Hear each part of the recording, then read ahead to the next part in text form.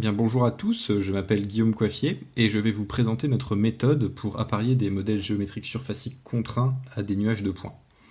Donc, comme vous le savez sans doute, les nuages de points sont une façon de représenter des données géométriques réelles de plus en plus répandues, notamment grâce à l'amélioration des technologies d'acquisition de ces dernières années.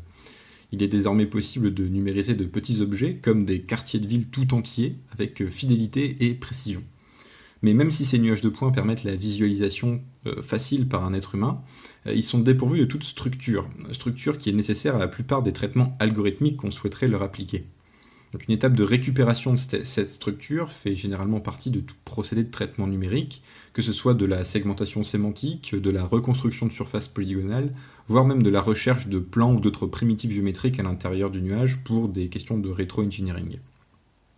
Donc, dans ce travail, nous proposons justement une méthode de reconstruction qui va s'appuyer sur une bibliothèque de modèles surfaciques que l'on va chercher à apparier au nuage de points. Donc, on se concentrera ici sur des modèles de toit et sur des nuages qui sont acquis depuis le ciel, bien que la méthode soit plus générale, comme on le verra un petit peu plus tard. Donc, étant donné un nuage de points P dans lequel est présent une empreinte de toit, nous lui associons manuellement un modèle surfacique qui va obéir à des contraintes géométriques qu'on appellera S.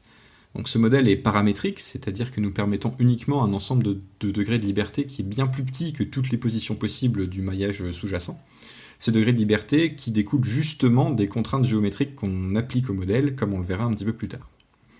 Donc étant donné le nuage de points P et le modèle S, on part d'une position initiale de S à l'intérieur du nuage de points, puis notre méthode trouve la position du modèle la plus adéquate.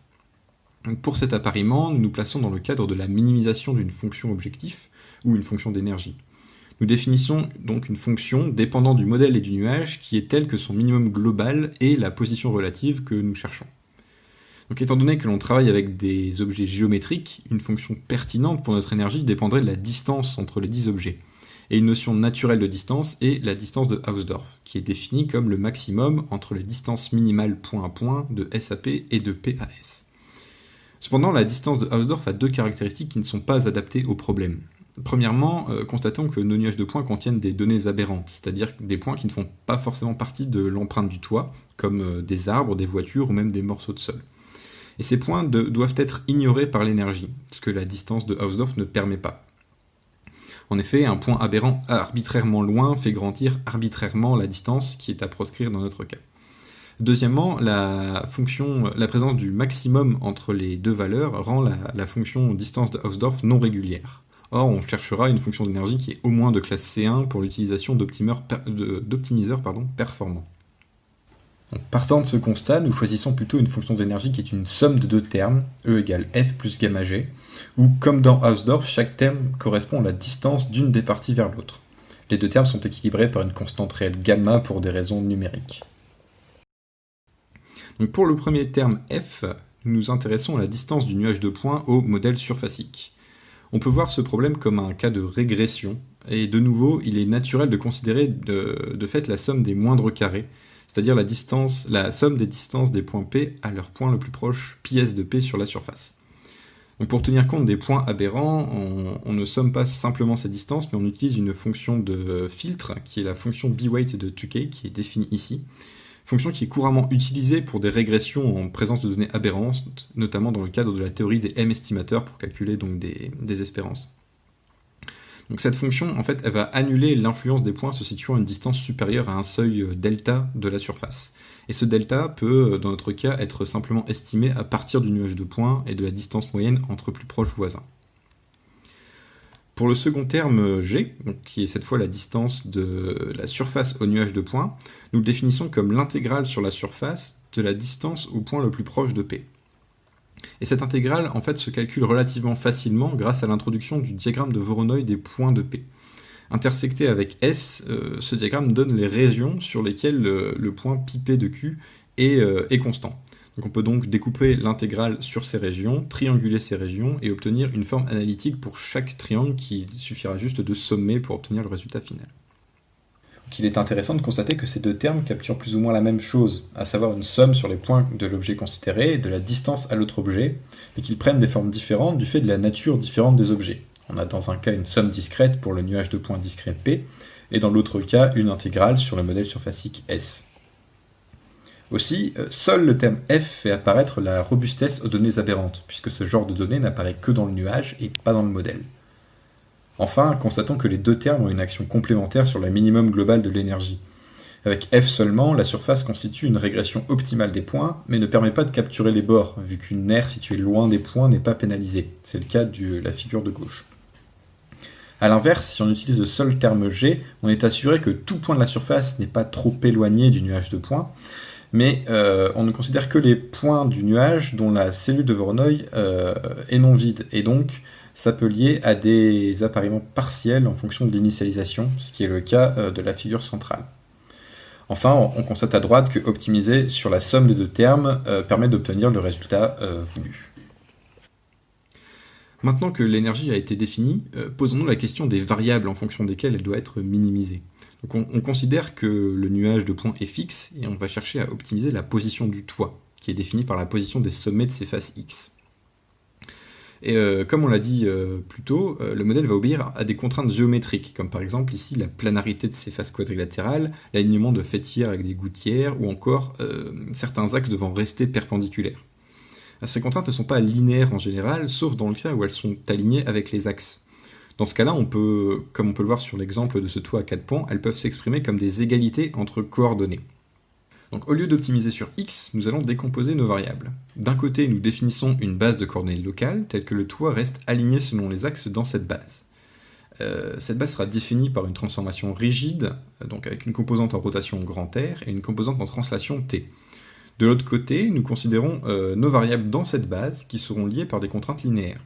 Donc, en exprimant ces contraintes, juste en les exprimant dans une matrice, nous obtenons des degrés de liberté finaux, qu'on notera grand Y, de façon à ce que Rx plus T soit égal à My. Et donc on cherchera à optimiser notre énergie en fonction de Y, R et T. Mais en faisant cela, on constate que certains minima locaux de l'énergie correspondent tout de même à des positions non réalisables du modèle. Par exemple, des positions où la faîtière est inversée et où le toit s'auto-intersecte. Les conditions pour empêcher ces situations se traduisent par des inégalités entre les coordonnées, et comme il n'est pas possible de les forcer en dur comme c'était le cas juste avant pour les égalités, nous ajoutons un terme barrière à l'énergie, donc grand I, qui est quasiment linéaire quand les inégalités ne sont pas respectées, et qui est quasiment nul sinon. Et donc le problème final que nous cherchons à résoudre est le suivant. Nous cherchons à trouver, en fonction de nos variables y, r et t, le minimum de l'énergie f plus gamma g plus la somme des termes barrières pour chaque inégalité. Alors nous avons fait en sorte, durant toute la phase de conception, que les termes f, g et i soient de classe C1. Cela nous permet de minimiser l'énergie en utilisant des méthodes quasi-Newton, telles que les algorithmes BFGS, ce qui rend le processus très efficace en termes de nombre d'itérations. Alors pour continuer, nous allons présenter donc les résultats obtenus avec notre méthode. Alors, force est de constater dans un premier temps que pour une bonne variété de modèles de toit, ainsi qu'une variété de nuages, l'algorithme est en mesure de trouver la position la plus pertinente pour le modèle, étant donné une initialisation approximative dans le nuage de points. Donc on affiche ici la position du toit tout au long de l'optimisation. Et on voit que la méthode fonctionne sur des modèles complexes, par exemple au milieu à gauche, comme sur des nuages présentant des données aberrantes variées, arbres, sols, et même toits adjacents au milieu à droite ou en haut à droite. De façon un peu plus quantitative, deux axes majeurs se dessinent pour évaluer la robustesse de la méthode. D'une part, la qualité du résultat en fonction de l'initialisation du toit, et de l'éloignement de cette initialisation à la position optimale, et d'autre part, la qualité du résultat en fonction de la qualité du nuage de points, donc la densité des points, la quantité de données aberrantes et un éventuel bruit sur l'acquisition. Donc nous altérons les données que nous possédons pour former des cas de test qui prennent en compte donc ces différents paramètres et qui nous permettront de comparer les résultats. Donc voici un échantillon des résultats que nous obtenons. Alors pour commencer, sur la figure en haut à gauche, nous évaluons la qualité de la position finale, position qui est représentée sur le cercle extérieur en couleur, lorsque la position initiale est une rotation de la position optimale. Donc la position initiale étant représentée sur le cercle intérieur, et juste elle est translatée pour des questions de lisibilité. Donc sur cet exemple d'un toit en deux pans, qui présente donc des arbres ainsi que du sol, on voit que la convergence est correcte, sauf pour une orientation de la faîtière, et donc ce qui nous donne deux cas mauvais, car les deux sens pour la faîtière. Donc sur la figure du bas, cette fois, nous réalisons la même expérience, mais pour une initialisation qui est translatée de la position optimale. Donc les flèches indiquent ici la magnitude de la translation, respectivement de 1, 3 et 5 mètres. Et la couleur des flèches indique la qualité du résultat final. Donc on constate également sur cet exemple que certaines translations donnent de mauvais résultats, notamment celles qui sont orientées vers le bas, vu qu'elles capturent de façon assez évidente et attendue les points du sol. Enfin, en haut à droite, nous constatons que l'altération du nuage de points, en termes d'ajout de bruit qui est donc un bruit gaussien, ou décimation des points, a relativement peu d'influence sur la qualité du résultat final. En fait, pour résumer, les cas où la méthode échoue à trouver la position souhaitée sont généralement les mêmes. Donc, soit la méthode capture des points aberrants à cause d'une mauvaise initialisation, comme c'est le cas sur les deux cas du haut, avec une initialisation qui est trop près du sol, soit la méthode converge vers un minimum global qui ne présente pas la bonne orientation, comme c'est le cas en bas à gauche. Également, comme sur des cas en bas à droite, il est parfois difficile de distinguer les bords du toit des données aberrantes, surtout dans le cas où ces données sont un toit adjacent, par exemple. Et surtout si ce toit adjacent, comme c'est le cas ici, partage un pan avec le toit visé. Enfin, pour terminer, comme nous l'avons souligné en introduction, la méthode ne se restreint pas au seul cas des toits, mais elle peut être utilisée pour des objets plus complexes. Donc ici, nous avons l'exemple d'une pièce conçue par ordinateur que l'on cherche à adapter dans les trous d'une autre pièce prévue à cet effet.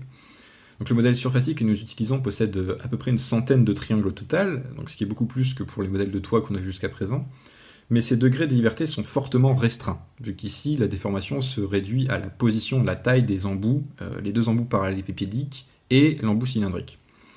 Donc on initialise la pièce dans une position qui requiert une déformation de ces embouts, mais aussi une translation et une rotation globale, rotation selon les trois axes. Et on voit que finalement sur l'animation, la pièce s'ajuste correctement aux trous qui sont adéquats dans le nuage de points. En conclusion, grâce à la définition et la minimisation d'une énergie adéquate, nous sommes capables d'apparier des modèles surfaciques complexes sur des nuages de points présentant parfois beaucoup de données non pertinentes.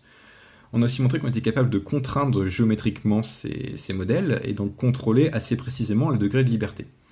Alors, grâce à de tels appariements, des maquettes surfaciques de zones urbaines peuvent être construites par exemple, avec de nombreuses applications pour les villes concernées, comme des vérifications de cadastre, des simulations d'inondation ou d'écoulement du vent, ou même des visites touristiques virtuelles, bien d'autres choses. On a vu également que d'autres applications, comme sur la conception assistée par ordinateur, étaient possibles. Donc je vous remercie pour votre attention et je reste disponible si vous avez des questions.